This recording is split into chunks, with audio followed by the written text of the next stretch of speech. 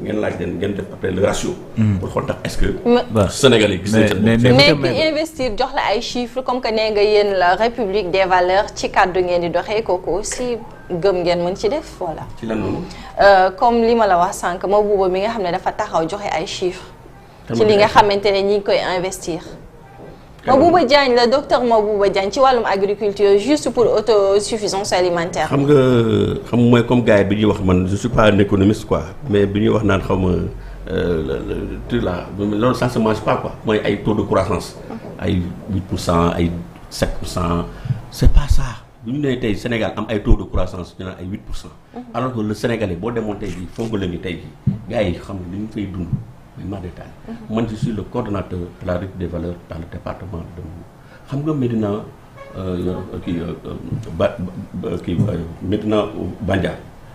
Médina Bandia benn zone la quoi xam nga comment ça s'appelle c'est à peu près dans le département dans la commune de Sindia rek laa wax Sindia am na benn gox bu fa nekk boo xam ne c'est à peu près à 5-6 kilomètres boo jógee Sindia mel ni ku jëm Thiès yoonu Thiès bi am na benn village bu fa nekk benn gox bu fa nekk boo xam ne est-ce que vous savez que ñooñu wallahi azim man je suis parti là-bas amuñu dara ils n'ont même pas li ma gën a marqué foofu mooy amuñu sax armeel ñoom bu ñu amee néew bu décédé dañuy obligé cotiser ñoom entre ñoom pour un bus benn carte Ndiaga Ndiaye pour ñu yóbbu leen à des centaines de kilomètres pour ay Jolof pour ñu mën leen enterrer ñooñu ils ont des enfants ay tout temps yoo xam ne bu ñuy jàngi ils se tapent 3 kilomètres sinon même plus jusqu'à 5 kilomètres pour dem jàngi aller-retour presque 10 kilomètres di jàngi te zone boobu aéroport fa la nekk y a des unités industrielles ñoo xam ne comme par exemple ñi nga xam ne ñooy def affaire kii marbre bi mooy le basalte là ah yaa ngi dégg. mooy kii bi ñuy xeer bu ñuul bi voilà c'est ça. cimenterie yi te nañu ne aujourd'hui unité industrielle yooyu dañoo am lu ñuy wax une responsabilité sociétale d'entreprise mooy RSE maanaam ñun seen bénéfice yi. population yi nga xam ne ñoo fa nekk impacté ñoo si war a bénéficier mais foofu boo fa demee da ngay mel ni koo xam ne tu étais à l'époque de Néandertal xam nga l'époque de Néandertal ah Néandertal c'est-à-dire que 100 ans ci ginnaaw amuñu dara du courant du ndox du dara. du aménagement bu bees aussi. mais aménagement yàgg nañ fa je vous dis. boo demee tey jii Ngéeñeen boo fa demee dans une zone am na benn zone bu ñuy wax. Ngéeñeen bu Ousmane Tanor Dieng wala. Ngéeñeen ci àll bi foofu man je suis dama fa dem. ñoom la seule réalisation qu'ils ont là-bas yaa ngi dégg mooy Guet Mbar waa Guet Mbar ñu ngi may déglu Diouf maa lay nuyu au passage quoi la seule réalisation bi ñu fa am benn école la boo xam ne xam nga kañ la woon mais depuis 1900 kenn xamul te loolu c'est même pas l'État du Sénégal ñoo ko fa defar c'est-à-dire que ce sont des ONG ay bailleurs c'est-à-dire ay tubaab ay des extérieurs externes ñoo ñëw tabaxal leen benn école mais amuñu dara amul benn infrastructure te zone boobu li gën a garaaw li gën a fait marquant mooy gis nga bu tawee laal ñoom mënuñu def fenn ils sont coupés du monde di dund dans des conditions extrêmement difficiles tey ñooñu bi ñuy voté tey ji à ce régime là ñoom xam nañuy xaar waxuñu waxu ay naan xaw ma lan interprétation de loi yaa ngi dégg ay je ne sais pas ay chiffres du ministre rek c'est pas ça qui les intéresse xam na ñu bëgg tey jii ñu jox leen li ñu lekk quoi ils ont besoin de manger le minimum li nga xam ne strict minimum mooy avoir de quoi manger mais amuñu ko ils n'ont rien ils vivent dans la misère tey je vous donne des exemples comme ça il y en a comme c'est pas possible président de la République booy dem dans sa zone Ndiaganiao boobu ci dëkk yoon boobu boo koy jël mais man il y a 2-3 ans de cela boobu ñu ngi battre campagne j'avais une Ford Fusion sa moto fa la yàqu tellement que l'État est dans un état boo xam ne lu yàlla xam doy na jàpp nañ ne que tey avec l'élection du président de la République xanaa yoonu Ndiaganiao bi au moins sax dañu ko defaat au moins donc loolu la ñuy xaaree tey ces nouvelles autorités que ñu nekk fi di dàggasante des débats de personnes yoo xam ne ça ne les honore pas donc loolu daal la amoon pour wax. donc et pour finir annoncé na li nga xamante ne ni moom mooy ay réformes jëmale ko ci wàllu OFNAC alors tey ñu gisoon rapport yi nga xamante ni ma ngay tukkee de gauche à droite ba sax moom moo valoir ñenn ñi tey ña nga dikk. mais macha allah mais dañ koy saluer mais loolu il le faut OFNAC dañ leen war a jox des moyens ñun yàgg nañ ko kaas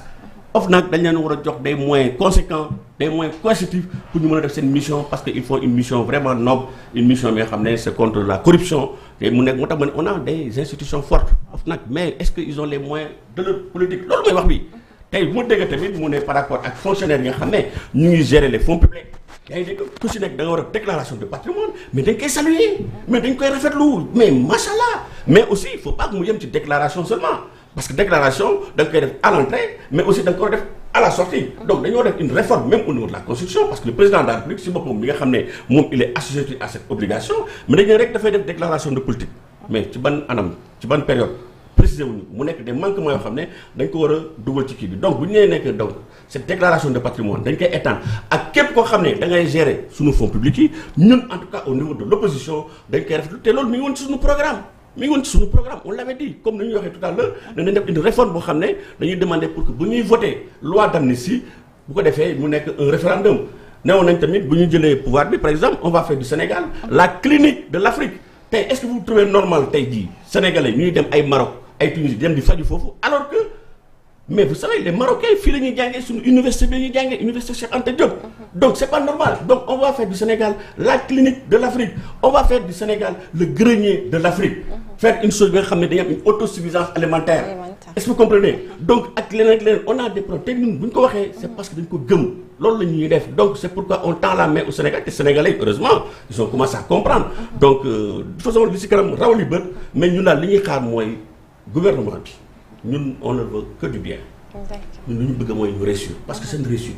mooy suñu réussite mais bu ñu defee loo xam ne dëppawul ak yoon naka su dul noonu loo xam ne tey jii diggoon nañ ko ak askan bi dañuy nekk dans nos tôles d'opposants dinañ leen ko fàttali yaa ngi dégg et on va les obliger à faire face à la promesse ñu nekkal fi askan bi bañ fi nekkal pour les partisans du PASTEF parce que tey jii li ñuy constater mooy on est dans un état PASTEF la preuve licenciement yi ñuy dégg yëpp aujourd'hui qui ne répondent même pas aux normes du code du travail article 60 61 62 du code du travail bu ne tey boo licencier nit ki pour motif économique dafa am ay procédures yoo war a jaar te ñi nga licencier il bénéficie d'un privilège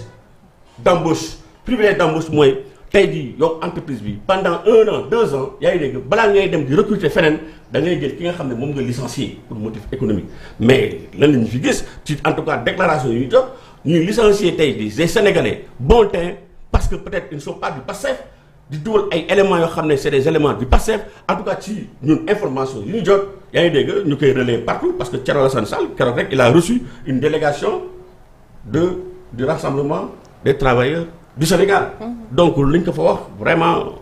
dafa daw yaram daal xam nga donc ñun daal loolu daal la ñu amoon pour wax donc di encourager les autorités donc ñu sàmbanteeg li ñu waxoon ak askan bi donc ñu def ko su ko defee ñun en tout cas on sera là pour les accompagner mais bu ñu defee loo xam ne dëppawul ak li ñuy waxante woon ak askan bi nous ferons face. d'accord puisque da ngeen divorcé woon ak opposition bi nga xamante ne ñoom ñoo fare woon ca Macky Sall jamono ji à tout moment mu ngeen rejoindre waa Pastef. mais Macky Sall dañoo répondre de ses actes Macky Sall ci boppam. xaw ma ndax quelle est la question que vous avez dit mais Macky Sall parce que dégg naa Guy Marius Sagna il aurait introduit benn demande boo xam ne il demande à ce que voilà. ñu yóbbu ko haute cour de justice. naturellement mise en accusation parce que Assemblée nationale ñoo koy voté donc il faut que la mise en accusation soit votée d'abord avant ñuy saisir donc la juridiction compétente donc voilà donc bu ko defee ñun la haute cour de justice ñun on veut que la lumière soit faite Macky Sall doit répondre de ses actes Macky il doit répondre de ses actes loolu moom dañ koy saluer aussi te Guy Marius Sagna en tout cas ñun ñu ko xamee malgré que keroog mi ngi sànni xeer Thierno Alassane Sall te loolu ça ne l'honore pas Thierno moom de toute façon ku ko xam